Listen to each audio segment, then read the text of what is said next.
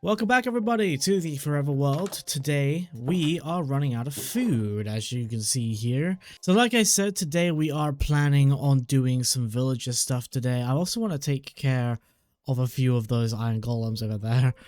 But I do need to get my food situation sorted so I don't instantly die when sorting out the villagers. So I want to see if I can try and get my hands on a bone meal farm. There is a simple way of getting bone meal. There's actually two simple ways of getting bone meal, right? One of them is farming skeletons. Now, this would be nice if I had a skeleton spawner near me, and I don't believe I do because I have checked. The other way is farming moss and putting them through composters. This way is slower in the beginning of this world, but it is an easy way of doing it. The skeleton farm, however, just requires me to make a normal mob grinder for a skeleton spawner. Let me check that real quick, actually. So using the power of free cam and a pink sheep that I died earlier for the series, I'm gonna go over here. I'm gonna see if I can find myself a skeleton spawner. I have found a solution to my bone meal situation. The only downside in which I don't actually mind this downside being is that it's directly above water. That's completely fine by me, considering that water can easily be dealt with. But first we are going to head back to the house because we need to sleep. And then I'd like to grab some materials in order to make this farm possible. So in order to make the skeleton farm, I didn't realize that we also need soul sand. So we're gonna go try and find some obsidian. I believe I've spotted some on off the coast of the islands about that way. I'm gonna put a lot of this stuff just in a chest outside of my house because I'm planning on making the Nether portal and actually using it. Here's the added isles, everyone. I actually haven't been over here as much because of that. These lands are already occupied by drowned, apparently. But that's not going to stop me from getting obsidian, which is going to take me years to mine. Oh, you can tell I haven't been over here because I did not see the fact that there was spruce over on this island. And birch. Birch and spruce, which is always really nice. And by the looks of it, a sparse jungle. So that's jungle, spruce, instantly added to the pool of woods that we can use, which is always really nice. And here we are. I don't think it's enough for a portal, and I'm not sure whether... Oh, let's get mining. See, this island's very interesting. We have ourselves acacia wood over here. Actually, just an acacia biome over here. And to make things better, there's a village over here with a bunch of hay bales. I'm taking all of these hay bales with me. I think I'm looking for a ruined. That's exactly what I want.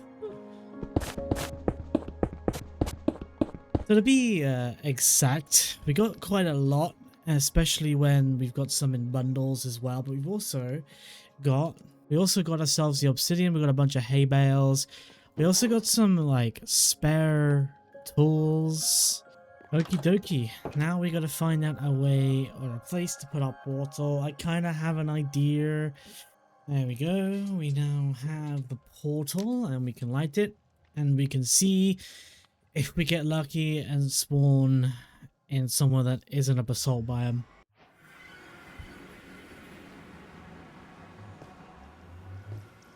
Okay.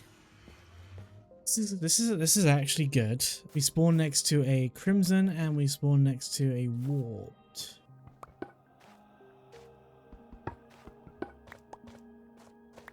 Oh, he is firing at me. Oh, what a snipe. Well, I'm here for one thing, and that's actually this. So, if I drop you, and you, I can collect some of you, but I don't actually have I just realized I don't have a shovel. Collect enough of this to last me a little while for things. 13, 16 will do. I'm now gonna see if we can head back without dying. Home sweet home. I'm gonna make a door on this thing so bees don't go through.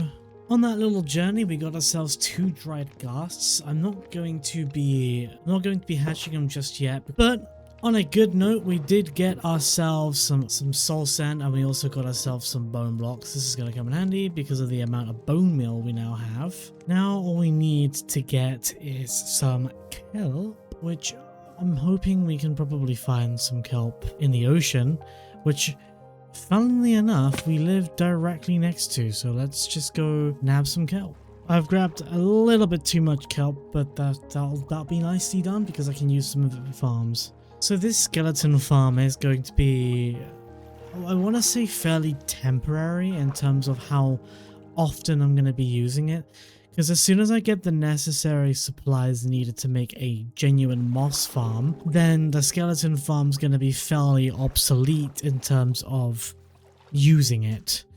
But it would be quite nice to try and get some added mob heads or some arrows. My overall goal with this skeleton farm is to have something in the beginning stages of Minecraft that gives me enough bone meal to get all the carrots and all the food that we'll need in the future. Bearing in mind we did just get a bunch of bone block from the soul sand valley that we visited in the Nether, so we do have enough bone meal to get us what we need. But we might need it to get through the rest of series. I mean, I have already gotten the carrots. That's pretty neat, but we might need more in the future. We might not. We might need it for trading, and that's the whole reason why a skeleton farm is something I'm going to be working towards. Here we are. We're at the this is the skeleton spawner that we have. I am going to quickly convert this into a quick little skeleton bone farm. Don't worry, I won't have you watch painfully through me trying to figure this out, because I do need my game to be in window mode so I can alt tab between the tutorial, because I keep forgetting how to do this. So I'll do this in a nice little time lapse for you guys, and I'll see you guys when I'm back and done.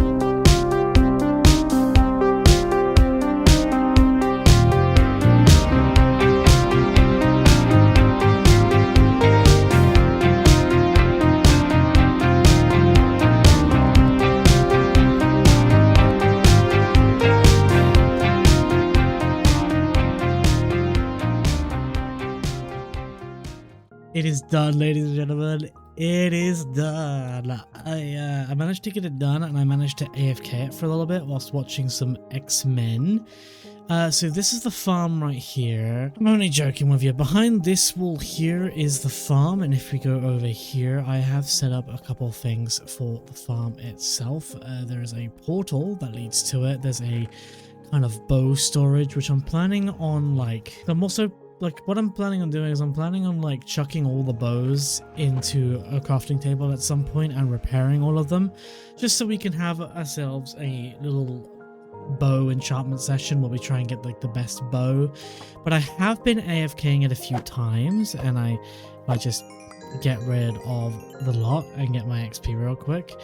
You can see, you can kind of tell that I've been AFKing this for a little bit. We got a couple bones in there, and let me go through the portal just to show you what that looks like. So when I went through the portal, I ended up here, and this, I'm being attacked. When I went out for the portal, I ended up here, and I was like, I wonder what the portal is. So I checked and I checked. It turns out the portal was all the way down here. So I had to make myself a little pathway. And I made it a nice pathway with stairs.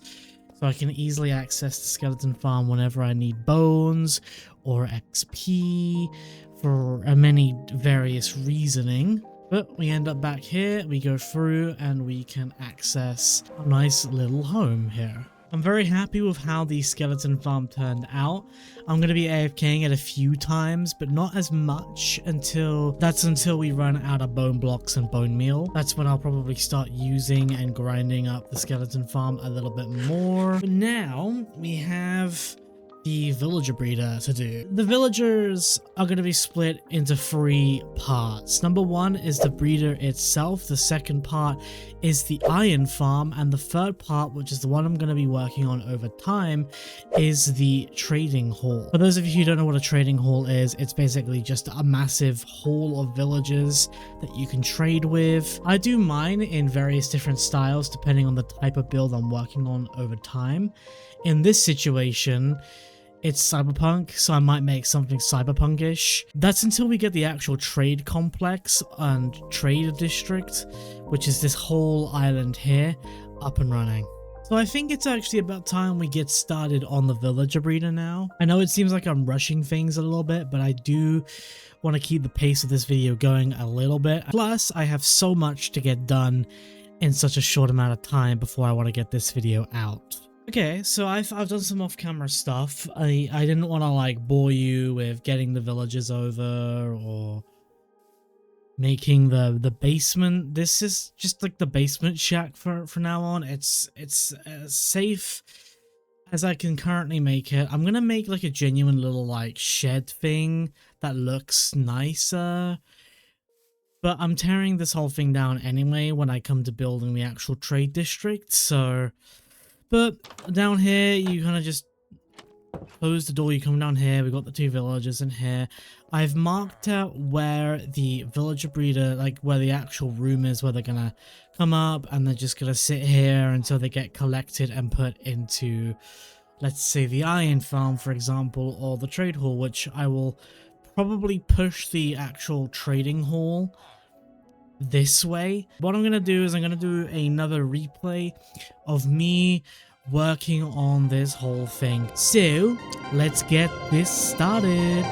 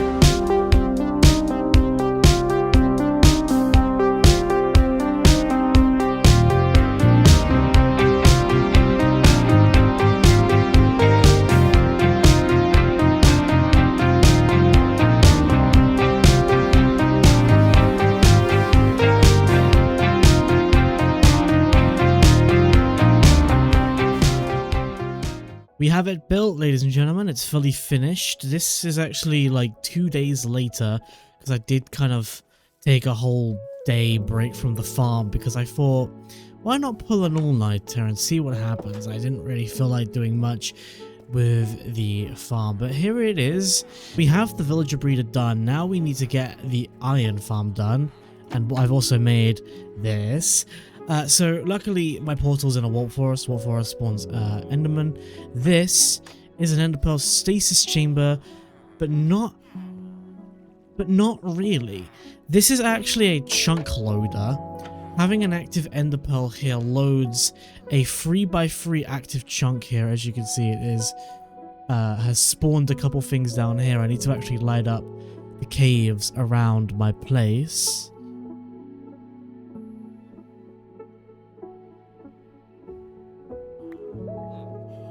But we do have this. This allows us to work on the iron farm whilst also breeding up villagers. I hope anyway. I don't actually know if this particular chunk load, if that particular chunk loader still works. So, I've been doing some thinking. So we have the Isles of Ravenfall here. Around the Isles of Ravenfall, I have a plan to add a couple oil or elementium or elementine extraction rigs.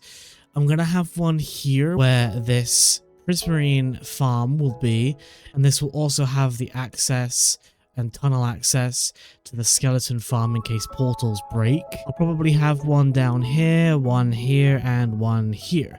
That gives us 3 possible locations to put an iron farm. We need to make sure that this iron farm is about 50 blocks away from the nearest village.